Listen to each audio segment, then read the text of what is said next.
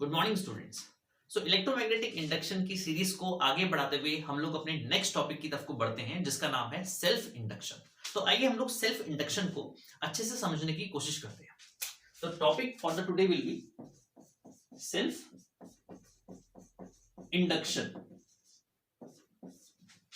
देखिए, जैसे कि नाम से क्लियर है, सेल्फ मतलब खुद और इंडक्शन मतलब प्रेरित होना। इंडक्शन को अगर हम लोग हिंदी में समझते हैं तो इंडक्शन का मतलब होता है प्रेरित होना।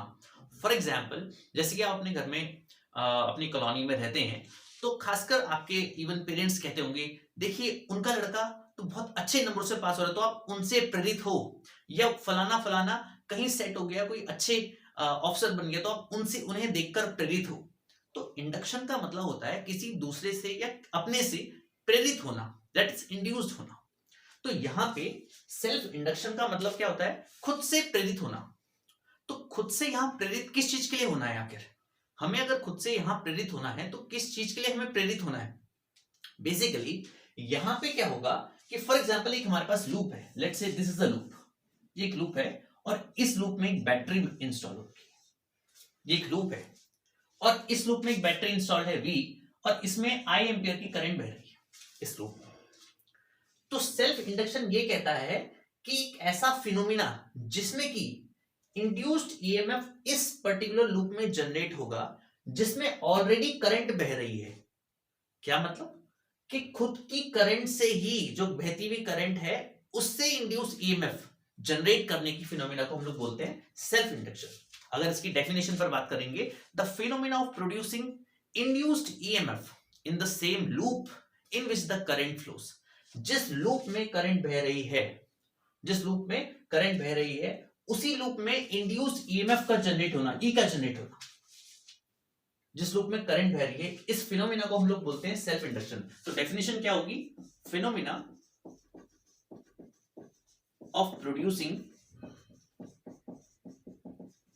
Induced EMF in the same loop in which the current flows। अब ये बात थोड़ी सी हमें दिक्कत करी होगी कि क्या ये करंट इंड्यूस्ड ईएमएफ को जनरेट करती है, क्योंकि अभी तक हमने लॉस ऑफ इलेक्ट्रोमैग्नेटिक इंडक्शन जो कि फैराडे ने दिए थे उसमें हमने तो ये सीखा था कि मैग्नेटिक फील्ड को अगर वेरी करा दिया जाए या एरिया को अगर वेरी करा दिया जाए, कंसिक्वेंटली मतलब अगर हम फ्लक्स को वेरी कराते हैं तो इंड्यूस ईएमएफ सेटअप होता है, क्योंकि हम जानते हैं फैराडे का जो थर्ड लॉ कहता है E इज इक्वल्स टू होता है minus d phi by d t. अगर फ्लक्स में चेंज आएगा ही नहीं तो इंड्यूस ईएमएफ जनरेट ही नहीं होगा, अगर फ्लक्स में चेंज आएगा तो इंड्यूस ईएमएफ जनरेट होगा। अब फिनोमिना ऑफ सेल्फ इंडक्शन तो ये कहता है the phenomena of producing induce EMF in the same loop, इसी लूप में इंड्यूस ईएमएफ का प्रोडक्शन होना जिसमें करंट बह रही है। अब एक करंट कैसे इस सर्किट में इंड्यूस ईएमएफ को प्रोड्यूस करती है, आगे समझते हैं। जैसे कि हम लोग जानते हैं जो फ्लक्स होता है फाई होता है बी डॉट ए या B A cos theta, B dot A या बी ए कॉस थीटा। हम लोग थीटा को अपने सिंप्लीफिकेशन के लिए जीरो मानते हुए चलते तो हमारा फॉर्मूला बनता है फाई इक्वल्स टू बी ए। इसका मतलब इस पर्टिकुलर लूप में अगर इंड्यूस ईएमएफ का सेटअप होना है तो फ्लक्स में चेंज आना चाहिए, अगर फ्लक्स में चेंज नहीं आएगा तो इंड्यूस ईएमएफ सेटअप नहीं होगा। अब हमारे पास दो टर्म्स है, एक मैग्नेटिक फील्ड है, एक एरिया वेक्टर है। अब समझते हैं क्या एरिया वेक्टर में चेंज आ रहा है नहीं आ रहा है। अब यहाँ पे जो एरिया है ये कांस्टेंट है, फिक्स है, क्योंकि लूप तो इतना ही है तो एरिया में तो कोई भी फर्क नहीं आ रहा है। अब जो फर्क आ रहा होगा वो मैग्नेटिक फील्ड में आ रहा होगा। जैसे कि हम जानते हैं जो बैटरी इसमें यहाँ पे इंस्टॉल हमने कर रखी है, हम इसे एसी करंट लेते हुए चलते हैं और एसी का जो ग्राफ होता है वो कुछ ऐसा होता है। एसी एक साइनसोइडल ग्राफ, अल्टरनेटिंग करंट एक साइनसोइडल ग्राफ को फॉलो करती है, ये एक साइन का ग्राफ है, ठीक है। और हम जानते हैं कि मैग्नेटिक फील्ड का जनरल जो फॉर्मूला अभी तक हम पढ़ते हुए आए हैं वो होता है dB equals to mu not upon 4 pi I D L sine theta over R square. ये मैग्नेटिक फील्ड का फॉर्मूला होता है। यहां से भी दिख रहा है कि जो मैग्नेटिक फील्ड है it is directly proportional to I, मतलब मैग्नेटिक फील्ड करंट के डायरेक्टली प्रोपोर्शनल है। तो हम इस इक्वेशन से ये समझ सकते हैं जो फ्लक्स है phi is directly proportional to B.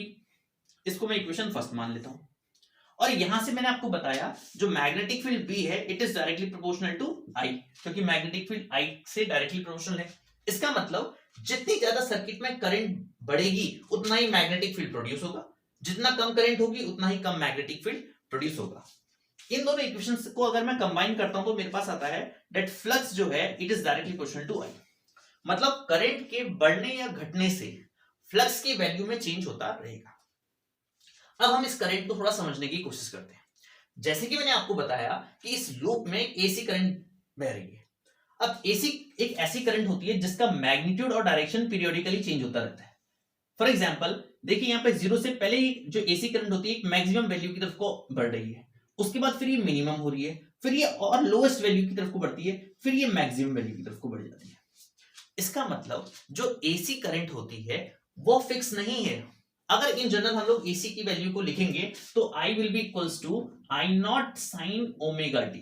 ये एक्चुअल एसी होती है, क्योंकि यहाँ पे जो करंट है कौन से ग्राफ को फॉलो कर रही है, साइन के ग्राफ को फॉलो कर रही है। तो एसी करंट फिक्स्ड करंट नहीं है। ये चीजें हम आगे अपने डिस्कशन में समझेंगे कि जो एसी करंट है हम इसकी फिक्स वैल्यू को लेके चलते हैं, बट ये एसी करंट एक्चुअल में फिक्स नहीं है। इसकी वैल्यू हर वक्त बढ़ रही है और घट रही है। इसका मतलब करंट अगर एसी फिक्स नहीं है तो ये जो फ्लक्स है ये भी फिक्स नहीं होगा, ये भी चेंज होता रहेगा। करंट की वैल्यू जैसे ही मैक्सिमम बढ़ती रहेगी, फ्लक्स भी क्या करेगा, बढ़ेगा।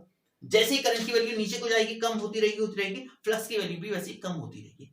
इसका मतलब जो ये फ्लक्स है यहाँ पे, क्योंकि हमें पता है कि करंट जो है मैग्नेटिक फील्ड को प्रोड्यूस करती है, तो करंट से बनने वाला मैग्नेटिक फील्ड जो है वो भी वेरी कर रहा है। मैग्नेटिक फील्ड वेरी कर रहा है तो फ्लक्स भी आपका वेरी कर रहा है। अगर यहां से निकलने वाला मैग्नेटिक फील्ड वेरी कर गया है, फ्लक्स भी वेरी कर गया है, तो यहां से हम देख सकते हैं कि इस पर्टिकुलर लूप में फ्लक्स के वेरी करने से एक इंड्यूस ईएमएफ ई यहां पे सेटअप हो जाएगा। इस इंड्यूस ईएमएफ ई की वैल्यू यहां पे सेटअप हो जाएगी। तो अगर हम इस डायरेक्टली प्रोपोर्शनलिटी साइन को ओपन करते हैं तो हमारे पास आएगा phi is equals to li, जहां पे L जो होता है इसे हम बोलते हैं coefficient of self induction, coefficient of self induction. हम इसको एक दूसरे नाम से भी जानते हैं, इसे हम सेल्फ इंडक्टेंस भी बोलते हैं, सेल्फ इंडक्टेंस। तो phi equals to li।